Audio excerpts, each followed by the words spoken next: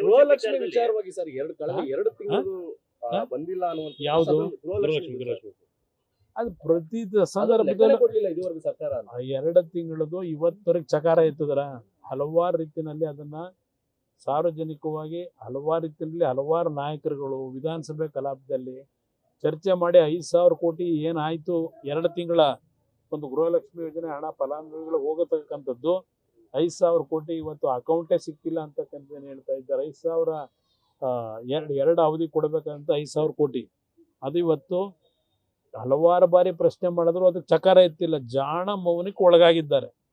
ಇವತ್ತಿನವರೆಗೂ ಆಗಿಲ್ಲ. ಹೊಸ ಮುಖ್ಯಮಂತ್ರಿಗಳು ಈಗ ನೆನ್ನೆ ಹೇಳಿದ್ದಾರೆ ಜಿಲ್ಲಾಧಿಕಾರಿಗಳ ಸಭೆಗಳಲ್ಲಿ ಅಧಿಕಾರಿಗಳನ್ನ ಕೂರಿಸ್ಕೊಂಡು ಇನ್ನು ಭ್ರಷ್ಟಾಚಾರ ಮುಕ್ತವಾದಂಥ ರಾಜ್ಯ ಮಾಡ್ತೀವಿ ಅಂತೇಳಿ ಮೊದಲು 5,000 ಕೋಟಿ ಏನಾಗಿದೆ ಅದನ್ನು ಜನತೆ ಮುಂದಿಟ್ಟು ಭ್ರಷ್ಟಾಚಾರದ ನಿರ್ಮೂಲನೆ ಮಾಡಲಿಕ್ಕೆ ಒಂದು ವೇದಿಕೆನ ಚೆನ್ನಾಗಿ ಸಿದ್ಧ ಮಾಡ್ಕೊಳ್ಳಿ ಅನ್ನೋದು ಹೇಳಿ. ಏನಾಗಿದೆ ಸರ್ ಅದು ದುಡ್ಡು ಅವ್ರ ಸರ್ಕಾರ ಹೇಳಬೇಕು. ನಮಗೆ ಸರ್ಕಾರದಲ್ಲಿ ಮಾಹಿತಿಗಳ ಕೊರತೆ ಅಂತಕ್ಕಂತ ಹೇಳ್ತಾ ಇದ್ದಾರೆ.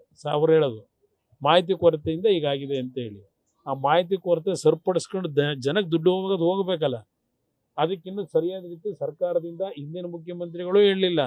ಅಟ್ಲೀಸ್ಟ್ ಈಗಿನ ಮುಖ್ಯಮಂತ್ರಿಗಳು ಭ್ರಷ್ಟಾಚಾರ ನಿರ್ಮೂಲನೆ ಮಾಡ್ಲಿಕ್ಕೆ ಹೊರಟಿದ್ದಾರೆ. ಇವರಾದರೂ ಹೇಳಲಿ ಅಂತ